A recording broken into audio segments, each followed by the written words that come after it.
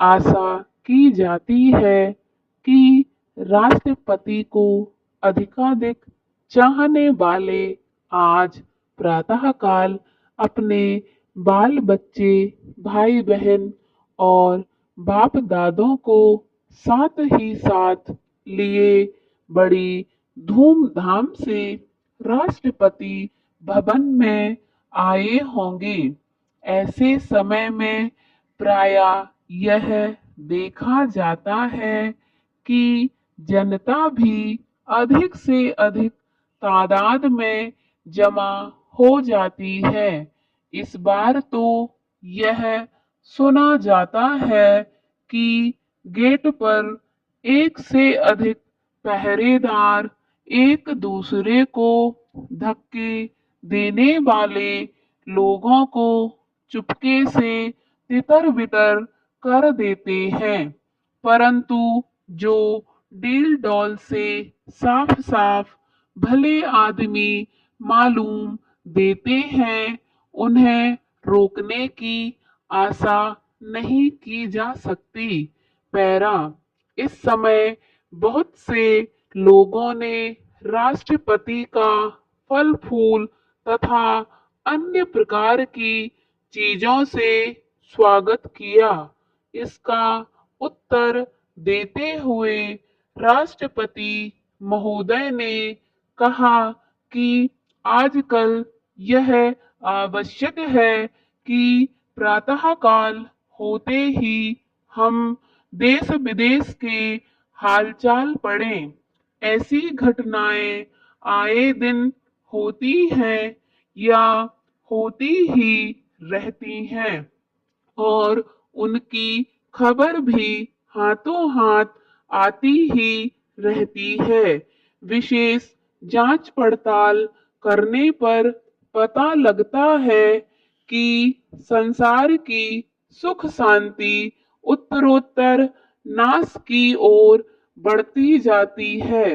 ऐसी दशा में यह तो निश्चित ही है कि भावी वैदेशिक हलचल में भारतवर्ष बिल्कुल चुपचाप नहीं बैठ सकता।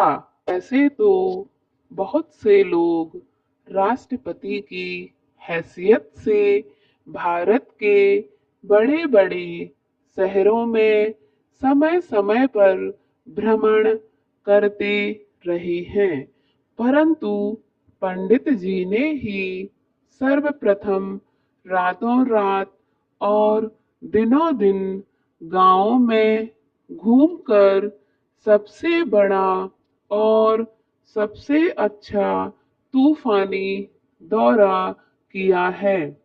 सर्वसाधारण जनता में पहले पहल कांग्रेस का बिगुल फूंकने का श्रेय इन्हें दिया जाए तो अनुचित न होगा। गरीब किसानों ने पहले ही से सिर्फ जवाहरलाल जी का नाम सुना था, परंतु जब तक वे उनके बीच में नहीं आए थे तब तक वे बेचारे ना उन्हें समझते थे और ना कांग्रेस को। पंडित जी की बात बात में जादू का असर है, अतः इनकी बातें सुनकर पहले तो वे लोग एकाएक बहुत ज्यादा अचंभे में पड़ गए थे। बाद में उन्हें पहले पहल मालूम हुआ कि अब तक हम अंधेरे में थे। सचमुच भारत हमारा और हम भारत के हैं।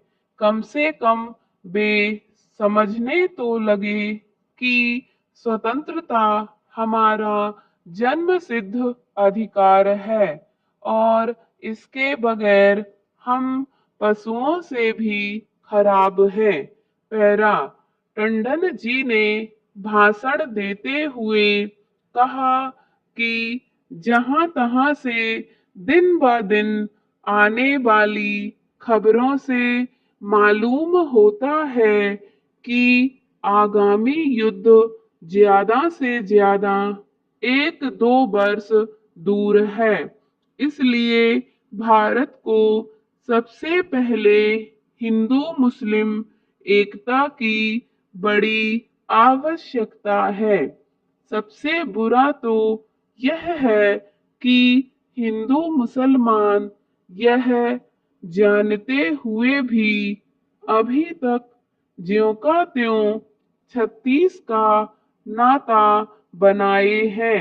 दूसरी बात है खादी और देसी माल को व्यवहार में लाने की, जिसके बगैर हमारे देसी धंधे नहीं पनप सकते। उसके बगैर हम आजादी भी नहीं हासिल कर सकते। कुछ माह पहले जैसे रेल की दुर्घटना बिहटा में हुई, प्राय वैसा ही या उससे भी अधिक भीषण कांड आज सुबह बमरौली में हुआ। कहा जाता है कि जिस समय लगभग 5 बजे सुबह बमरौली स्टेशन पर एक मालगाड़ी लूप लाइन पर ली गई, उस समय तूफान मेल के लिए सिग्नल ना गिराया गया था। इस समय घना कोहरा होने के कारण मेल के ड्राइवर को कुछ दिखाई ना पड़ा। जैसे ही मालगाड़ी रुकने वाली थी, वैसे ही तूफान मेल का आमना सामना होने से दोनों गाड़ियां बुरी तरह से लड़ गईं। फलतः उसी समय कई आदमी सदा के लिए सो गए और बहुतेरे इस प्रकार से घायल हो गए कि उनका बिल्कुल अच्छा होना हमेशा के लिए असंभव सा हो गया है। इस समय बमरौली से सर्वप्रथम डिविजनल सुपरिंटेंडेंट को सूचना कर दी गई है और वे सबसे पहले घटना स्थल पर पहुंचे। इसके बाद लगभग 7 बजे एक रिलीफ ट्रेन पहुंच गई। तत्पश्चात मोटर वालों से खबर मिलने पर शहर में यह समाचार उस प्रकार से फैला जिस प्रकार से जंगल में आग फैलती है।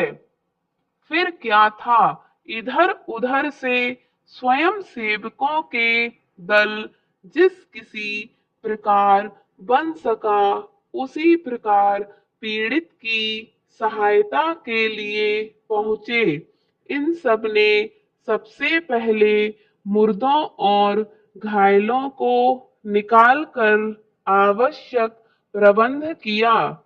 जो सख्त घायल थे उनके लिए लारियां बुलाकर उन्हें अस्पताल भेजा।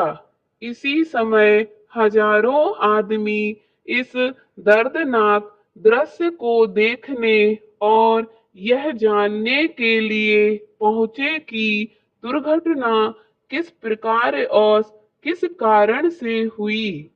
इस संबंध में सरकारी तौर से भी जांच शुरू हो गई है।